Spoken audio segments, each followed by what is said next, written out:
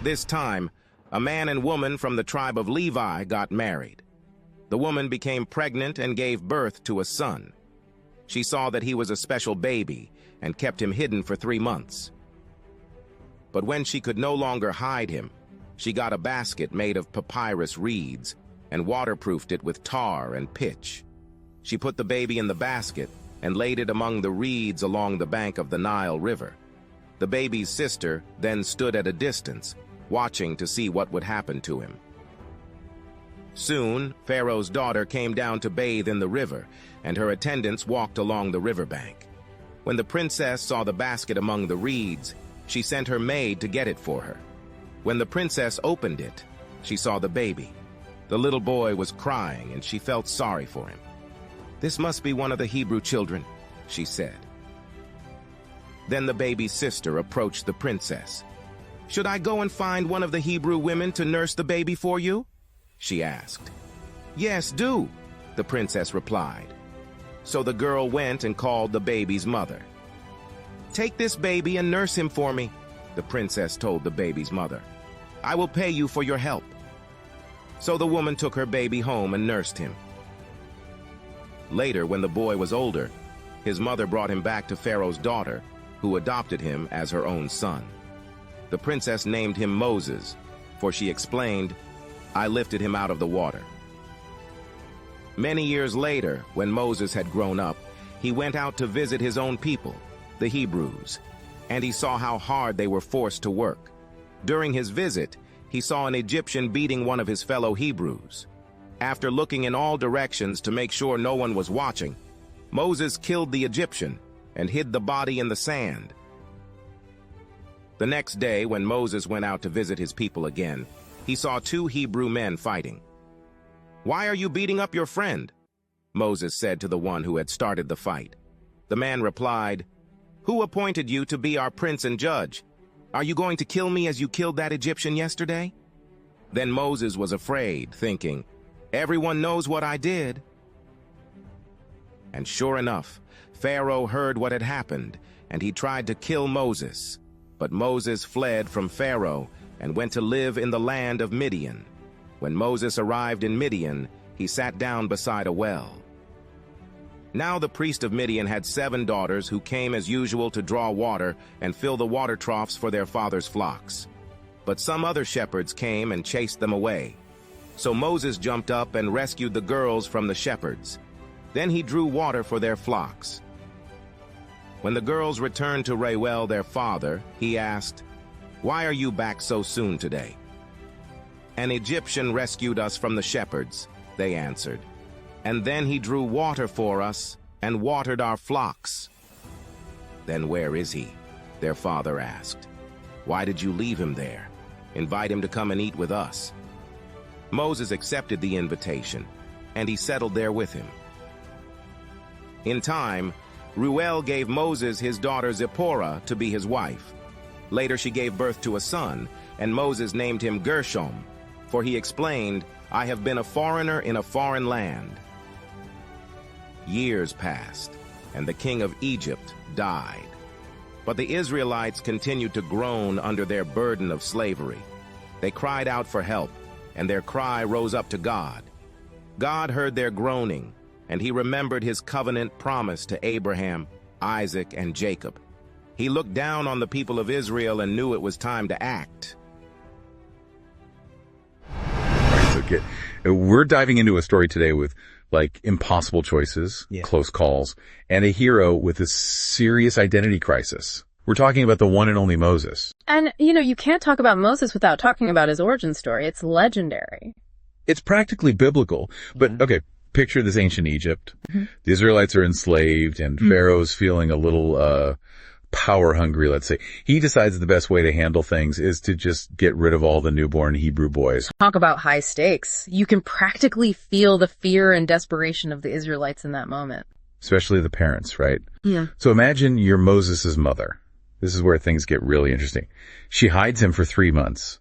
But eventually she has to make an impossible choice. Yeah, and it's not like she can just ask a neighbor for help. She puts him in a basket and sets him adrift on the Nile River. Can you imagine that? Hold on, are you serious? She put her faith in a river to save her baby. That's intense. Well, it's more than just desperation. Remember, the Nile wasn't just a river to the Egyptians. It was the source of life itself. She wasn't abandoning him to chance, really. She was entrusting him to the most powerful force they knew. Okay, that makes a little more sense, I guess, but still talk about a leap of faith. A leap of faith that pays off. Because guess who finds this basket? Don't tell me it's Pharaoh's daughter. Pharaoh's daughter! Talk about irony. Like a movie or something. Pharaoh orders all these babies killed, and his own daughter ends up rescuing one right under his nose. And don't forget, Moses' sister is in on this too. She's watching the whole thing, making sure her baby brother is safe. That's one smart lady. Yeah. She sees a chance, and she takes it, suggesting that the princess find a Hebrew woman to nurse the child. Smooth move. So not only is Moses saved, but he's going to be raised by his own people right there in the palace. Exactly. And you know what's amazing? This whole story, while it's about Moses, it really highlights the incredible strength of the women involved. They're the ones who defy the odds to make sure Moses survives. They are the real heroes. But let's be real. This is setting him up for one heck of an identity crisis, isn't it? I mean, here's Moses, a Hebrew boy, being raised by the very people who ordered the deaths of his people. Makes you wonder what was going through his head growing up, right? Did he feel conflicted at all? Did he feel like he belonged with the Egyptians, given his privileged upbringing in Pharaoh's house? It's a question that's fascinated scholars for centuries. And his name? Moses. It means drawn from the water. It's like a constant reminder of where he came from and how he was almost killed as a baby. That's going to mess with you. Absolutely. This kind of duality, this tension, it would have shaped his worldview without a doubt. We don't have all the answers, but it definitely sets the stage for what he does later in life. This choice he makes to identify with his Hebrew heritage. So we've got Moses, this Hebrew prince, living the good life, but surrounded by, the oppression of his people. It makes you wonder, at what point does he realize, wait a minute, this isn't right? Well, the text seemed to point to a specific moment when Moses is an adult. He sees an Egyptian overseer brutally beating a Hebrew slave. And I'm guessing all those years of feeling conflicted just bubbled right up to the surface. Something like that. He doesn't just intervene, he actually kills the Egyptian. Whoa, okay, hold up now. You can't just kill someone and get away with it, right? Especially in ancient Egypt. What happened next? Well, there were definitely consequences. Word got out, and Moses is forced to flee for his life. He ends up in Midian. Midian. Okay, so that's like a completely different world, isn't it? What's the significance of that place?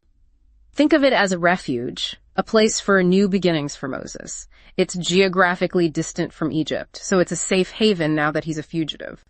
So he's immersed in a new culture, a new religion. Did that isolation have an effect on him, do you think? It's hard to say for sure, but it definitely would have had some kind of impact. You've got this former prince turned shepherd trying to outrun his past, and it's in Midian while he's tending sheep that he has this fateful encounter at a well. Okay, but wait, another well. It seems like water and Moses go hand in hand, don't they? Now you're getting it. The symbolism is definitely there. Remember how we talked about the Nile being a source of life? Wells have a similar significance in a lot of cultures. They're places of gathering sustenance, even divine revelation. So it's not just about getting a drink, it's about, fate? Destiny? Bingo. And Moses meets the daughters of Reuel, who's a priest. They're being harassed by some shepherds, and Moses, being the stand-up guy he is, steps in to defend them. Always the hero, even in exile, I guess. Right, and because of this act of kindness, he earns the trust and acceptance of Reuel. Moses ends up marrying one of Reuel's daughters, Zipporah, and settles into a quiet life as a shepherd. Shepherding. Interesting. That's a far cry from palace life, wouldn't you say? But it's also kind of like training for leading a whole nation. Right. Protecting. Now you're thinking like the scholars. A lot of them point to the symbolism of shepherding in Moses' story. It's like this period of preparation, a time for him to develop the qualities he'll need to lead the Israelites. So he's found some peace, some love, a purpose. Or at least a purpose for now. But I have a feeling this is just the calm before the storm, right? You're right to be suspicious. Because even though Moses has found some measure of peace in Midian back in Egypt, things are far from peaceful. The Israelites are still enslaved, and their cries for deliverance, they haven't gone unheard. Okay, so we gotta talk about it. The elephant in the room, or the burning bush in the desert, I guess you could say. Because I have a feeling Moses' quiet life as a shepherd is about to change. Yeah, that's an understatement. Because even though he's found a little peace in Midian back in Egypt, things aren't any better. The Israelites are still enslaved, and those cries for deliverance, they're getting louder. And let's just say someone's listening. Okay, so here comes the part everyone knows, even I know. burning bush, voice of God, and a very reluctant Moses. But I gotta ask, what's the big deal with the burning bush? Why not like a booming voice from the sky or something more dramatic? It's a good question, and there are a lot of different interpretations, but one way to look at it is that the burning bush represents something ordinary becoming extraordinary. It's just another day. Moses is going about his business, tending sheep, and bam, the divine breaks through in this really vivid, unexpected way. So it's not just about getting his attention. It's showing him and us that God can work through anything, even something like a simple bush. Exactly. And you know what God tells Moses to do? To go back to Egypt, confront Pharaoh, and demand the release of the Israelites. Talk about a tall order. Yeah. This is a guy who's been laying low for decades, and now he's supposed to just walk up to the most powerful man in the world and say, "Let my people go." What was his reaction? Well, he wasn't thrilled about it at first. He's scared, unsure of himself. He even tries to argue with going, but eventually he agrees to go. So what made him change his mind? Why face his fears and take on this impossible task? That's the million-dollar question, isn't it? It's probably a combination of things: his sense of justice, his loyalty to his people, maybe even a sense of destiny that he can't escape any longer. But when you get down to it, it comes down to faith. Faith in a God who sees the suffering of the Israelites and promises to deliver them. Wow, to talk about a leap of faith. From a basket on the Nile to facing down Pharaoh. That is one origin story you don't see every day. It really makes you think, doesn't it? We all have moments where we have to decide who we are and what we stand for. When we're called to step up, even when it's scary, even when it seems impossible, what will our burning bush moments be? And will we have the courage to answer the call when we hear it? That's something to think about. And on that note, we'll wrap up our deep dive into the incredible origin story of Moses. Until next time.